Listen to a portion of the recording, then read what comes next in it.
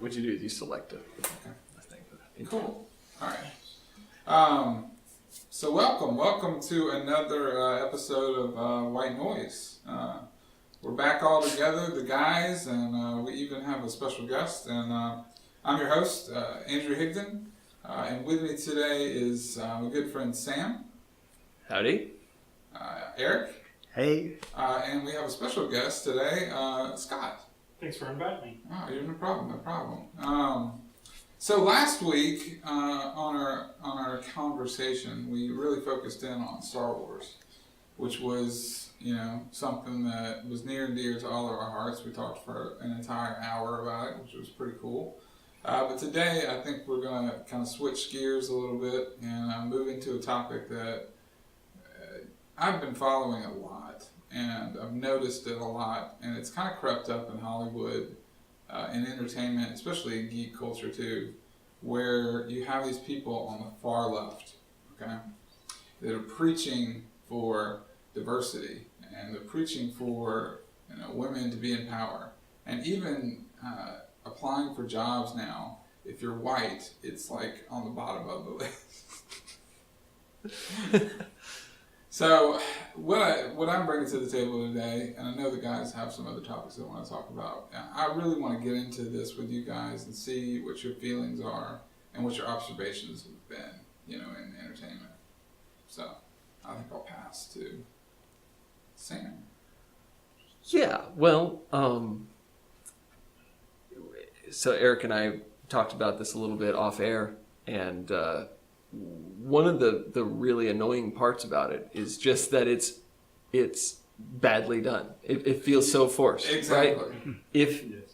If it was well done, you wouldn't notice it. No, and I wouldn't care. For instance, DC's Wonder Woman is no problem to have a female lead. An incredible movie. That's totally what you expect. They did a fantastic job. It doesn't feel forced. It doesn't feel... that's how it works. Right. Yeah. Right? Right. Great. And then... and you don't even notice it. It's when it stands out that it's like, oh, man, again?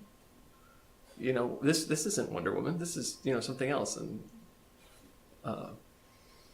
yeah, like... Anyway. Go ahead, Eric. we were talking about this earlier. So, okay, yeah. Take it away, buddy. Yeah. I got it stalled out there. Thanks.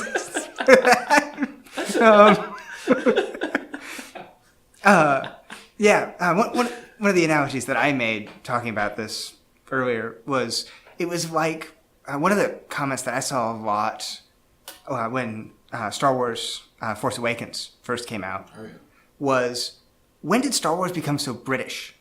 And people were really harping on how many British accents there were in the movie. Right. But then you go back and look at it, and it's always been that British. They were always, that Tarkin was British. That Obi-Wan was British. Yeah, all over the place, all of the movies, lots and lots of British accents. And the difference, I think, was that a lot of those felt forced. Mm-hmm. And it's like, okay, the characters were fine, but why are they talking in British accents? Now, and it didn't fit. It didn't feel like it worked. And so we noticed more, even though, again, it had always been that way. We just hadn't realized it. Right. And I think that's what we're seeing right now with this diversification. Is it's so forced that we're seeing it so much because it doesn't fit. They haven't figured out yet how to make it flow in normal storytelling without, like ham-fistedly shoving it in and going, oh, look, diversity. And so we really need to get past this stage of diversity for diversity's sake and get into how do we actually tell these stories well? Yeah, definitely. Scott, what are your feelings on that? The diversity thing, it's great to have a nice diverse cast. You want to have a good well-rounded group. You want to be able to have, people that complement and are opposites of each other. Right. Otherwise, you don't have a good story. But at the same time, it feels like we're really celebrating this one kind of diversity, which isn't really a diversity. It's really just a single thing. I was reading on Black Panther and how they were saying it was a diverse cast. Yeah.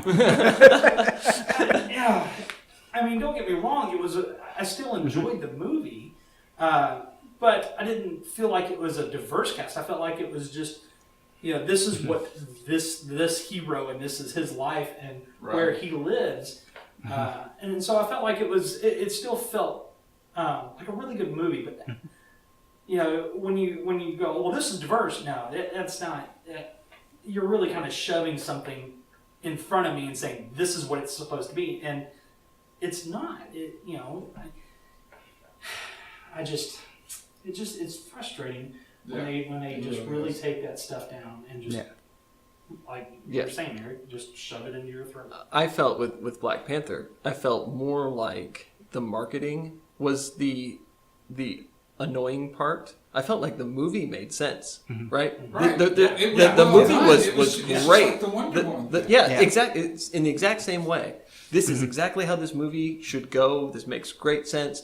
But stop, telling me why I need to go watch it because it's a diverse movie. Right. Yeah. And I mean, you have all these Sell movies, me on the movie. Right. You have all these movies that are coming out and they have female leads and they're failing and people are like, it's all a white male's fault.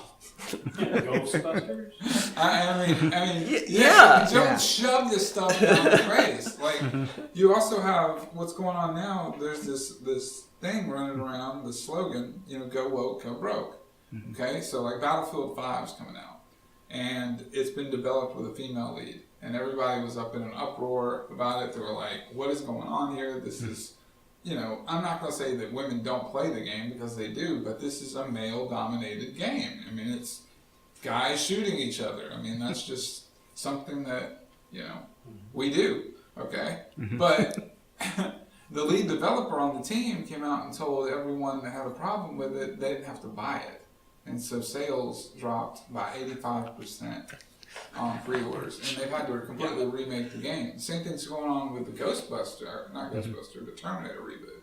Have you guys seen that photo, the publicity photo? No.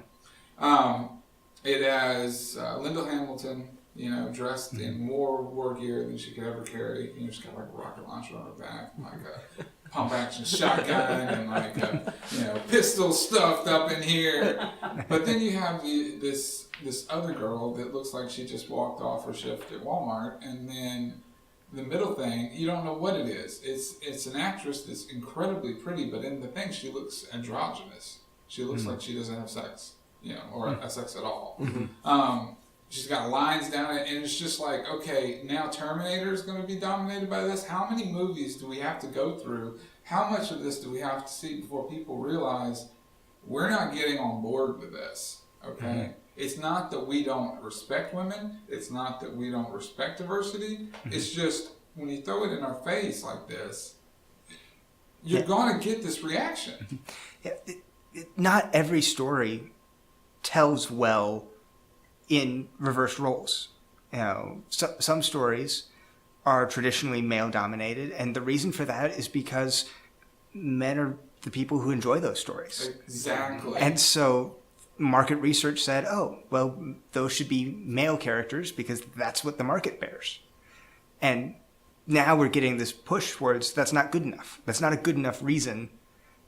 And the result is a combination of stories that don't really work and people not buying them.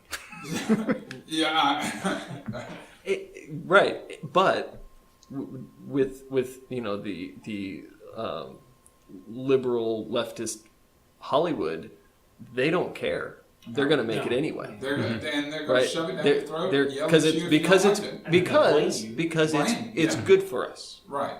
This is what you need. They're not, they're preaching, diversity, they're preaching inclusion, and they're some of the most uninclusive people I've ever seen, Yeah. Which is not to say that there aren't stories that tell really well with female leads or African American leads or whatever. And having those stories out there is a great thing.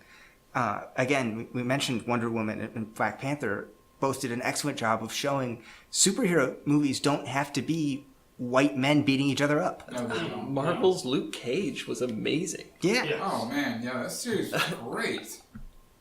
And it does wonderful things. And that story works really well with what Hollywood is calling diversity. Right. Right. It's a completely different thing, right? Marvel's Luke Cage versus, well, what if Thor was a woman? Yeah. What? They made her.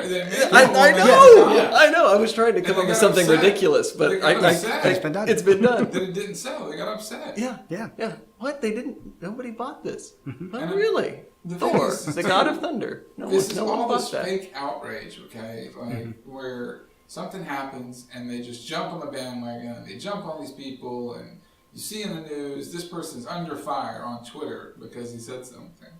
And just don't get on Twitter, man. I mean, like, Yeah. That's right. if you don't say it, you're not That's going right. to get in trouble. Right. If you don't say, if you don't make a podcast, there's no way you get in trouble for saying stuff like this. Exactly. Celebrate. Oh, no. It's just So it's steep. got me hot. It's got me really thinking about the future of a lot of these properties that we really love. What's it going to be It's like? almost the death of them almost. I mean, Look at Star Wars. They're Ray. Being a person that never has any kind of adversity at all. Like she got hit in the head with a lightsaber and got a scratch. I don't want to get back into Star Wars, but I have something else to talk about that later. Okay. But I would feel like- talk about Star Wars too. I feel like a lot of these movies that are being remakes, as you say, are they're adding all female, and Ocean's 8 was the same way, Yeah. It was the same film. just all female, and it was what was new. What they didn't bring something to the table that would make it great. As being a female cast, it was.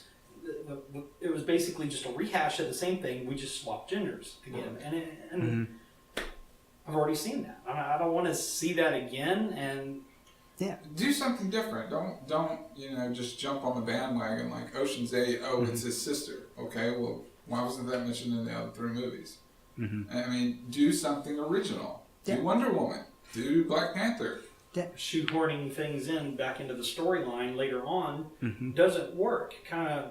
I don't want to say from Star Wars again, but we're going like R2D2. We He could suddenly talk flies. Star Wars for the rest of our life, with man. the 3 It's parody okay. films, the 3 right, exactly. Yeah, Suddenly those really well-produced parodies. It was Yes. amazing. The R2D2 fan films. flies.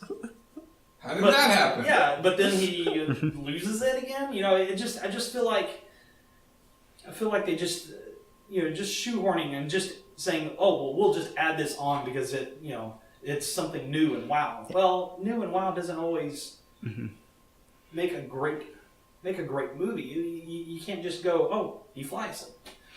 Well, where did that come from in the first 3 films? Yeah. Just No character progression at all.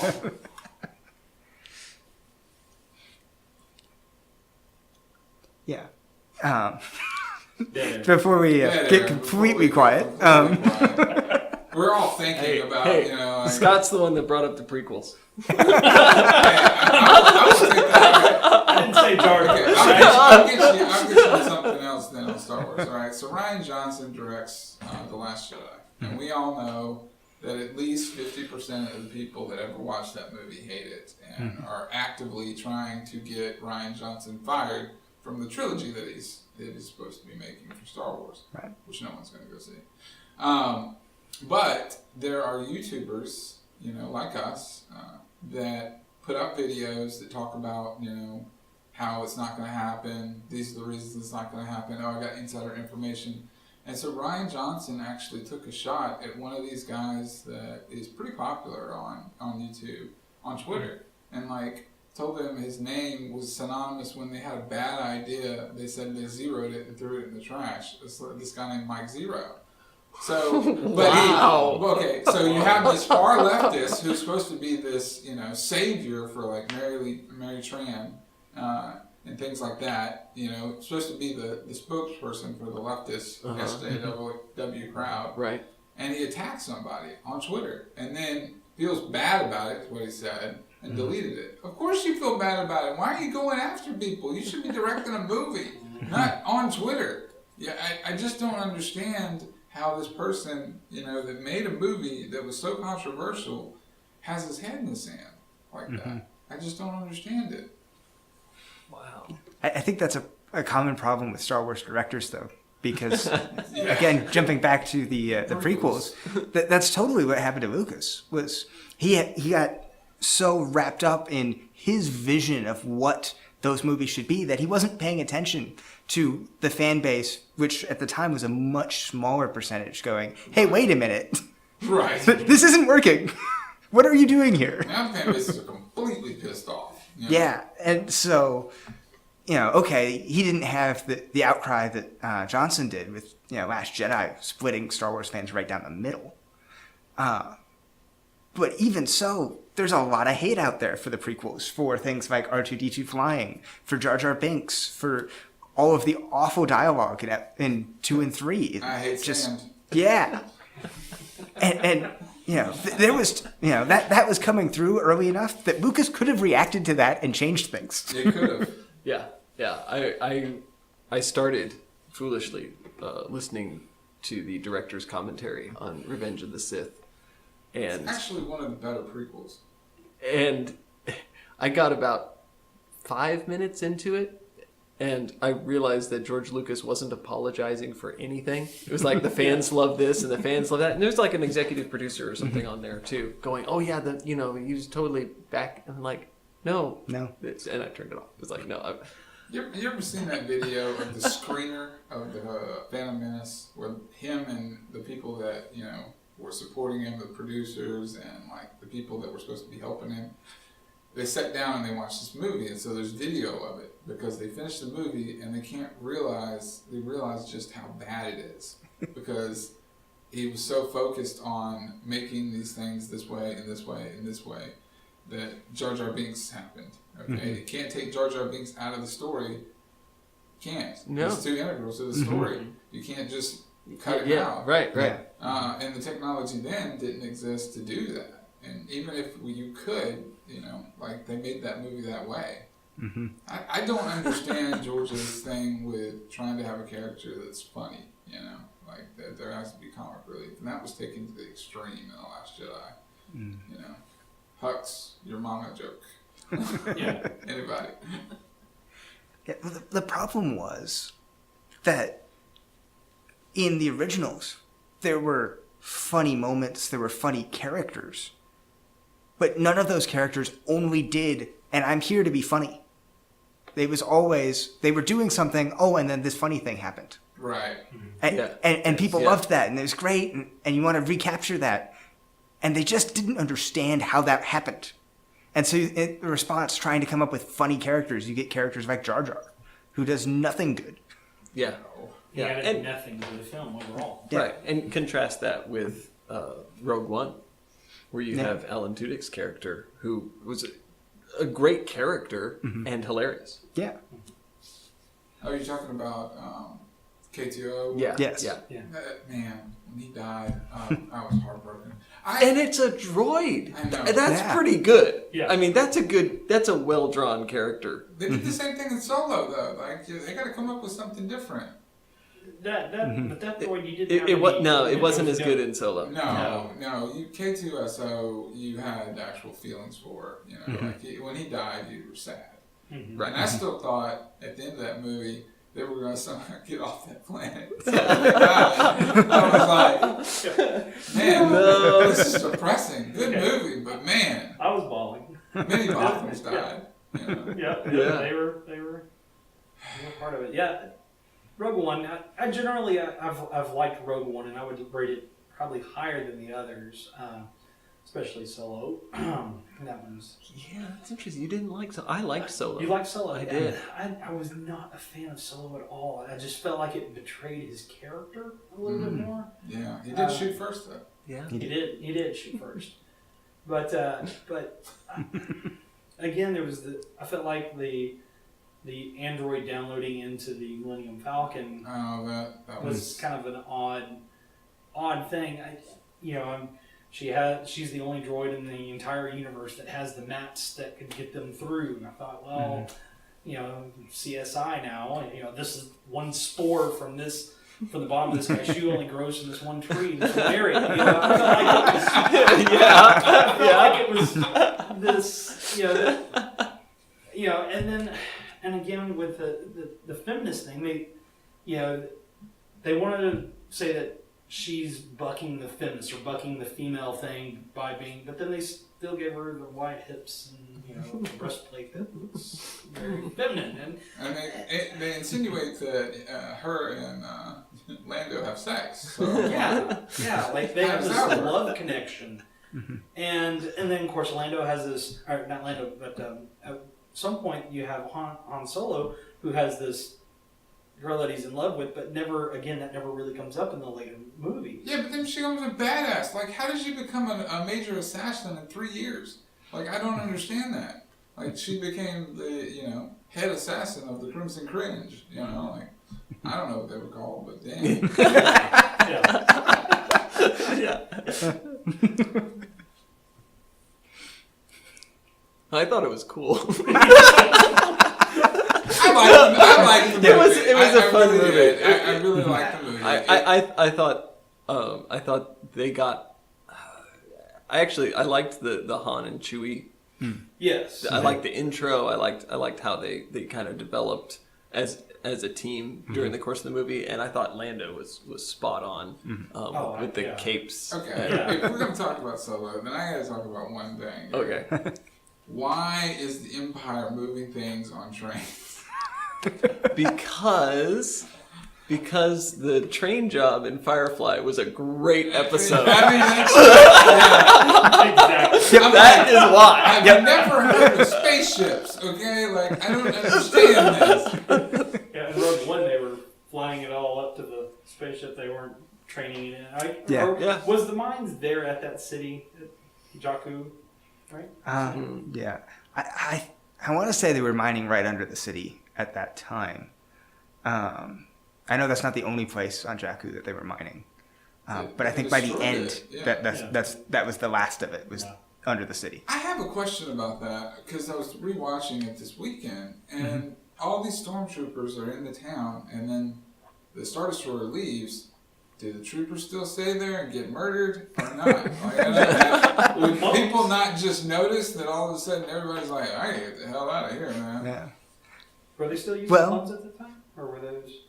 Who knows under the current canon? Yeah. No idea. I know some people got out because they definitively showed Dr. Evazan and Ponda Baba there in the city, and of course they show up in episode 4 in the cantina. Yes. So Yeah, some people got true. out. Some people got out. That is a point. They try very hard to do callbacks in Rogue One and Solo. Like Solo was full of so much fan service that it was ridiculous. Yeah. I felt like Rogue One camouflaged their fan service better. Different director. Yeah. Directors. Ron Howard is a very meticulously safe director, but I think he has a lot of love for Star Wars. And I'm sad that Last Jedi soured so many fans that Solo didn't do well. Right. Yeah.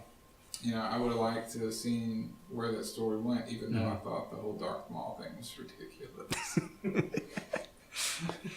But we touched on that last week. We covered beat that. horse. I wasn't here for it. It's all right. Doing That's good. right. Doing good, Scott. Yeah. That's right. Glad to have you. Yeah, well, our conversation last time was really long, so we cut it in half, and that's about the right. But it didn't die. We just kept on going. We couldn't really figure out how that happened. Like, really? You're alive? How did you go to the bathroom?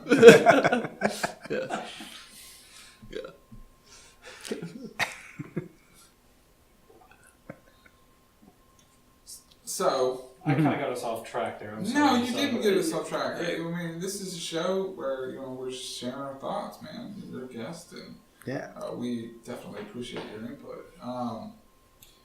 Does anybody else have something on their mind that they kind of are thinking about, that they'd like some feedback or want to get it off your chest, or is anything else going on with you guys or that you've seen? What?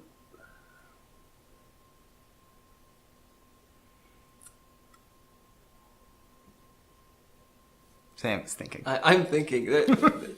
Anything in your line of business? Sam? Yeah, no. There hasn't been any. I've heard. I'm trying to think of a good topic there.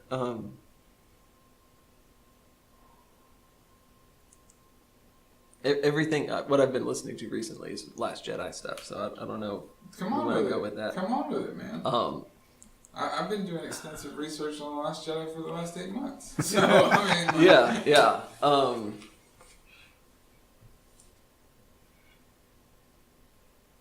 As a matter of fact, there is a guy on YouTube. His name is Mahler.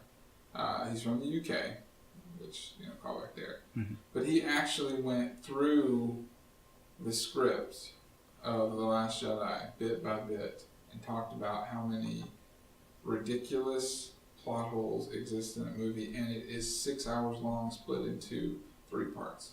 Wow. That's how much. And he still at the end Good was grief. like, I can't cover everything. Wow. Things like, Plasma, Captain Plasma or whatever, fighting Finn with this baton, right? And then she pulls out a gun Yeah. to try to shoot Rose. Wait a minute, you had a gun the whole time? Just things like that. Like, explosions happen, and then the stormtroopers are not there, they're across the way, and it's just like, the movie, I can't even watch it again. I can't watch it. I can't get past the first joke. I can't get past the your mama joke. I can't. I'm like, go ahead. I haven't tried watching it again yet, but we'll see how that goes. Eric's got it, so. One of the first glaring things I saw about it was also the whole hyperspace into the ship. Oh yeah. Mm-hmm. That opens up a major can of worms. Yeah. There. Because first of all, nobody's ever thought to do this before. Just this is kind of the first time. And then I also thought, well, these ships are slowly dying. Why didn't they just turn one of them around before and just do it early on in the chase? I mean, I know that cut the movie short, but Yeah, I mean, let's not just talk about the plot holes that opens up in that movie. Let's talk about the plot holes that opens up in the series. Let's talk about the Death Star run. Why do you need to hit this one specific spot if you could launch half a dozen fighters at hyperspace into it and just go bam, boom, boom, boom. Yeah, based on how much destruction you see from that, it's like okay. And to credit to Ryan Johnson, he did ask his creative team, which is made up of mostly women who have never seen a Star Wars movie. Force is female. Force is female. Kathleen Kennedy needs to go. I am.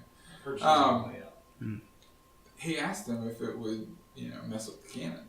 That if it would, and they said no. But everybody that saw that scene is like, what the hell? And okay, I'll give you something else.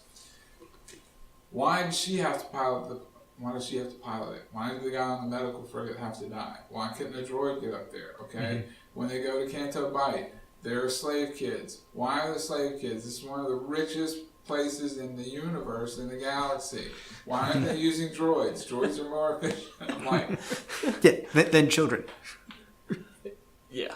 the heart before the mind. So I hadn't thought of this before, but the implications of this hyperspace, combat. As I understand it, one of the things that makes that not work is the gravity of like planets and stuff. That's how that used to be. That used to be you couldn't send a ship into a planet to do the same thing. The Force Awakens made that not work. That's exactly what I was thinking. Was Force Awakens what's the difference? Force Awakens ignores that, so clearly that's not something that survived Disney's purge of the old canon. Right. The old physics. Yeah. I tell you, if you watch The Last Jedi and then you go back and watch the first one, the seventh one. Force Awakens. Force Awakens, yeah, thank you. For some reason, I had a brain fart there. You go back and watch it, and you realize just how much better of a movie it is. And it's not perfect by any means, but I mean, it made $2 billion, and it was a rehash of A New Hope. So Didn't alienate half its fan base. no, Right? it pissed some people off, but Yeah. I liked it. Yeah. I thought it was cool. Well, I heard that there was originally a storyline built out for all 3 movies, and There that was. there was this. We were going to follow this and expand upon, and it was going to be, the characters were going to build, and then it felt like we got to the second one, and suddenly, oh no, let's just throw That's all what he that did. away. That's Yeah, what he did. well, Let's just- what Throw it away. as I understand it, and this could be totally not actually the case, but it's like, yeah, This is a podcast.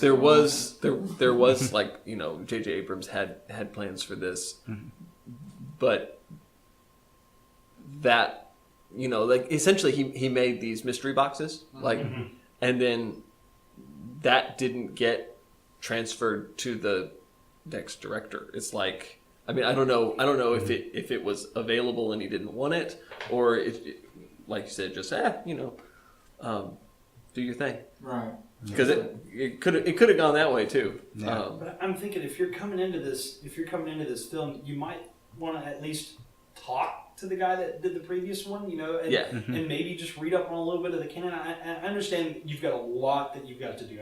I know these directors, they are inundated with the amount of work that they have to put in, but I still feel like you need to have some grasp of the physics, the little, some of the little things that make the movie big.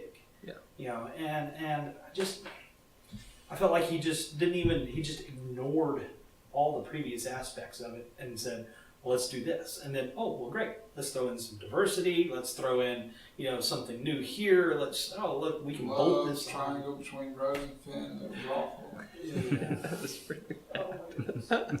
gonna I'd forgotten about I'm that. gonna save Thanks, Finn from Andy. actually, having a character moment.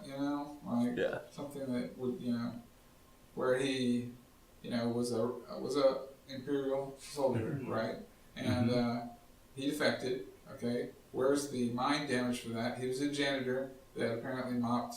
He got around with that mop, man. Let me tell you. All right, he wants to fight for the resistance now.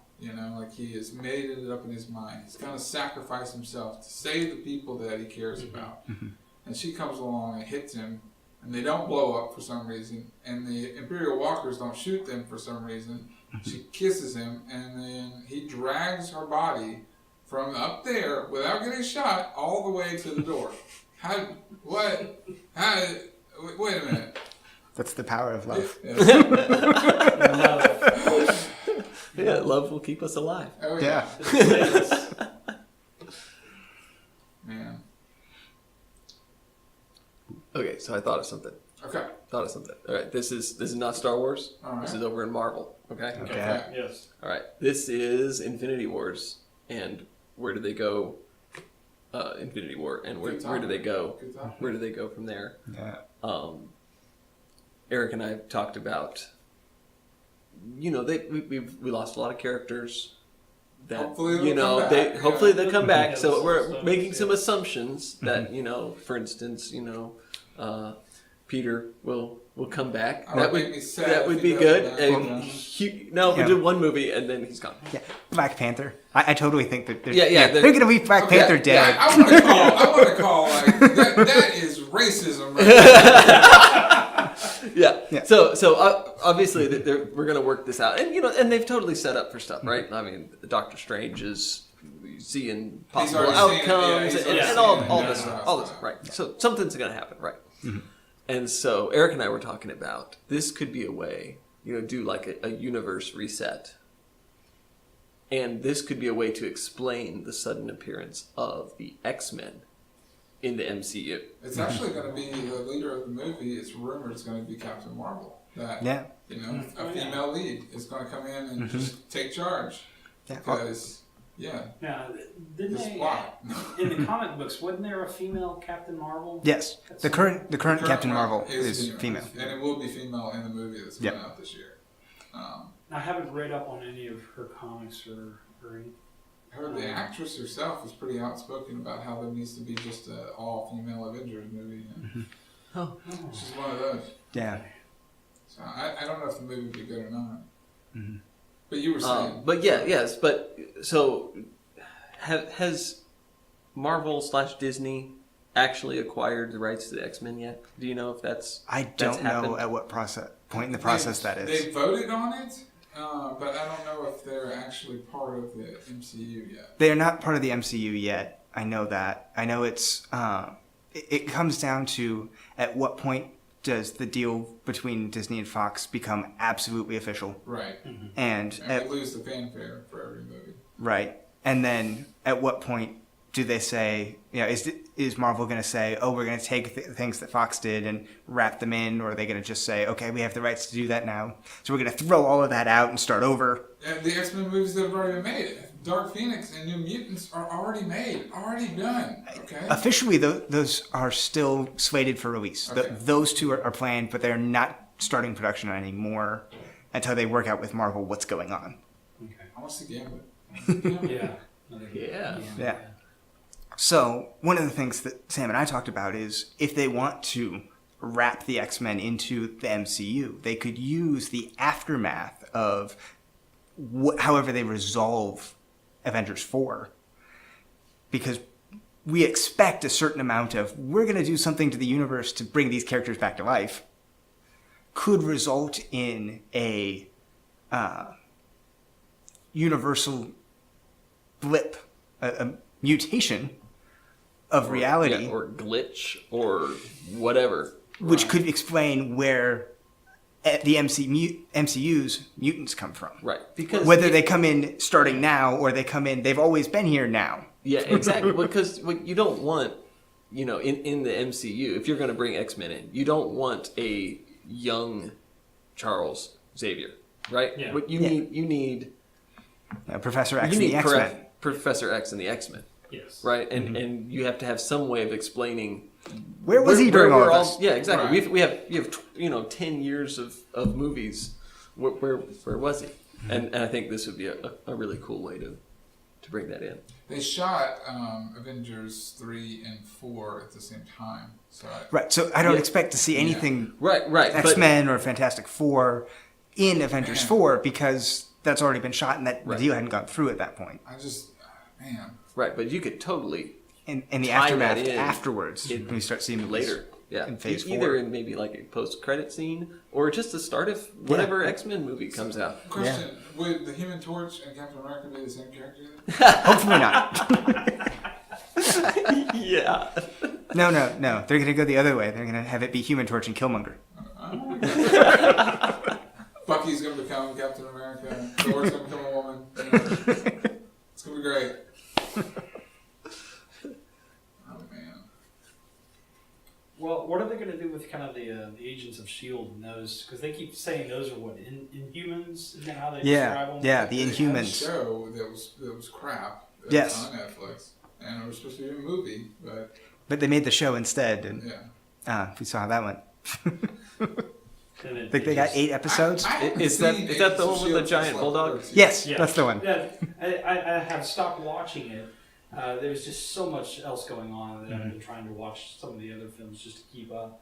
And I was just trying to figure out how they would incorporate that in, because I knew they couldn't say mutants because of the whole Fox deal, but now that that's available, are they going to suddenly start calling them mutants, or are they going to I doubt it. bring them in, or are they just I going to bet they're going to stick with the Inhumans because the Inhumans were a Marvel thing. They were a pretty unknown thing for most of their existence.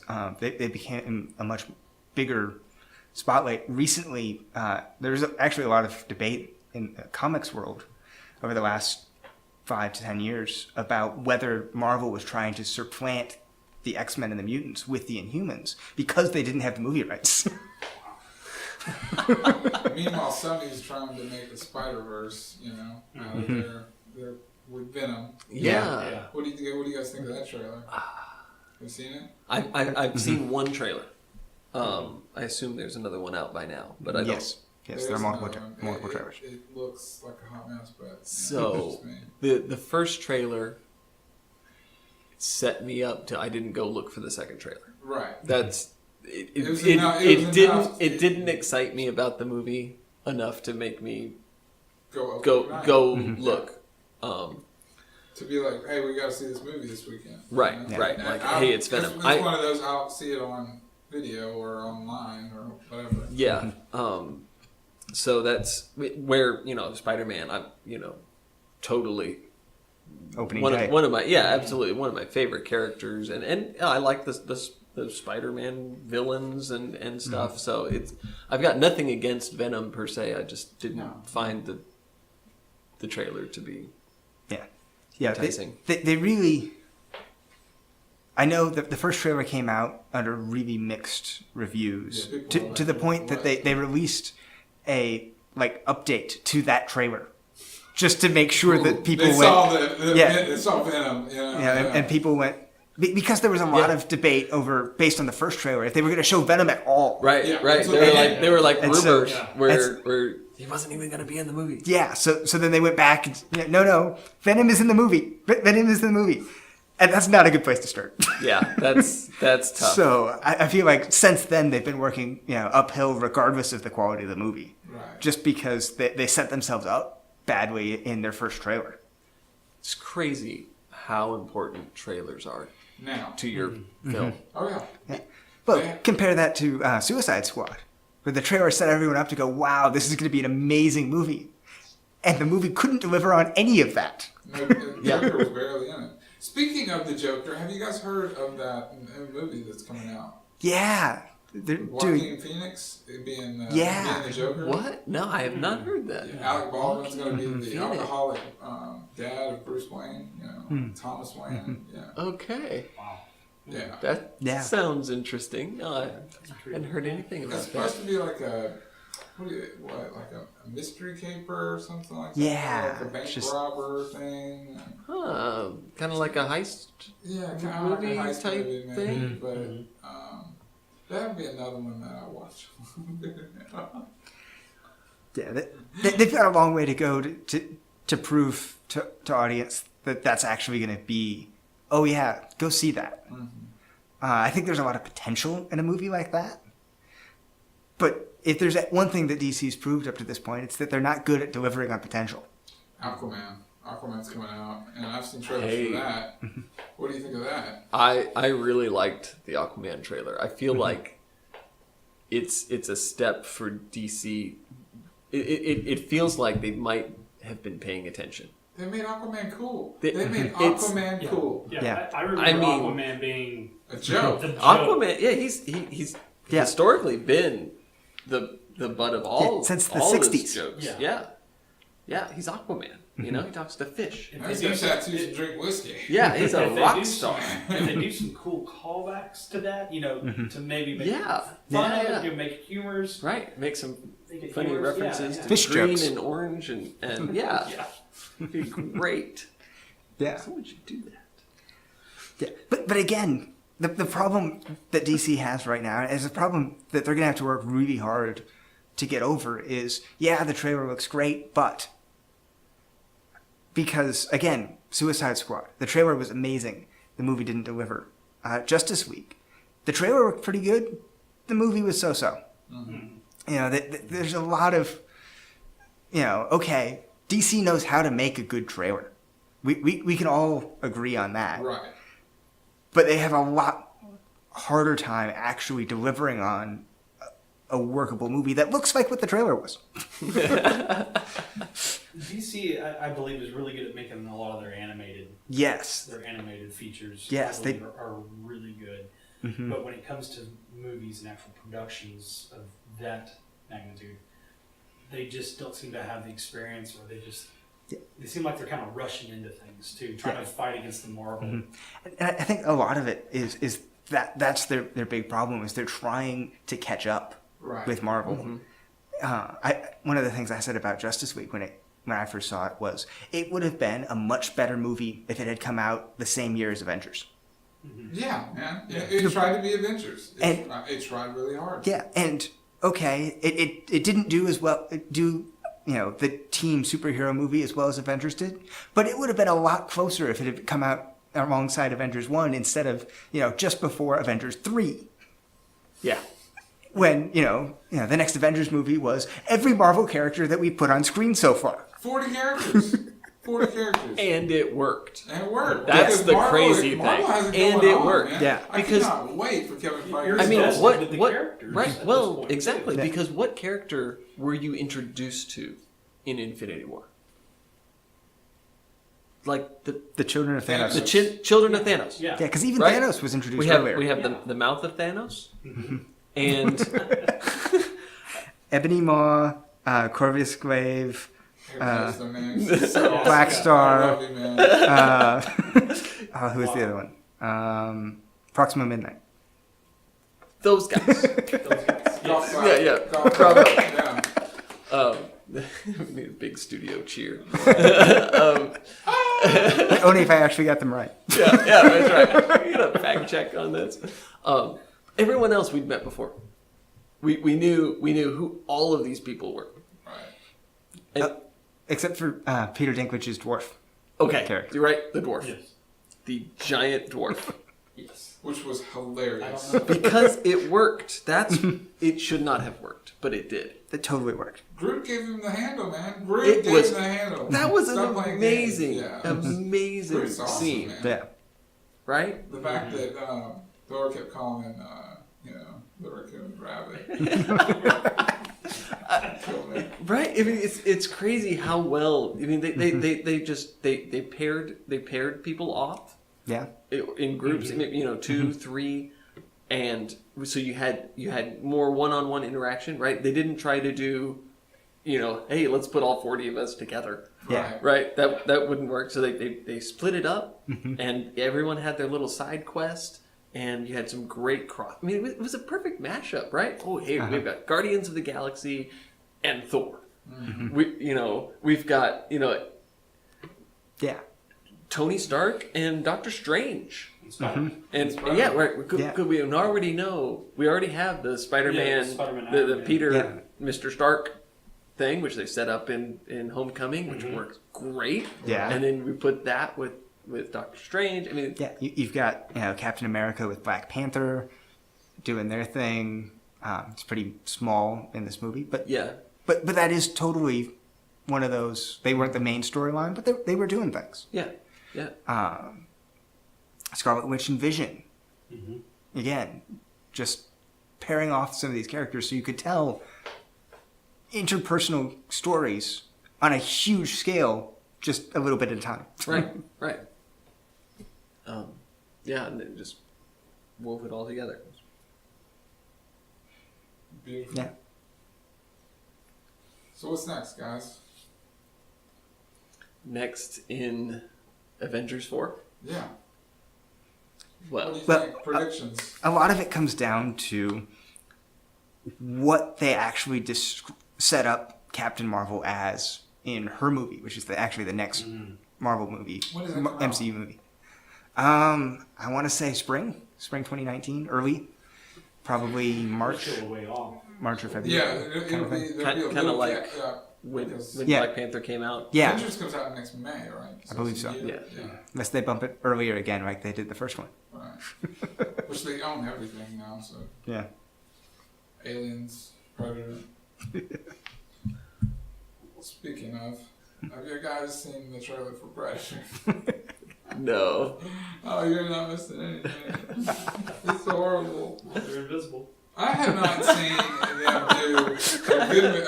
I grew up watching Predator and Aliens. This is one of the movies that my dad let me watch over and over and over again. We had the VHS tapes until they broke.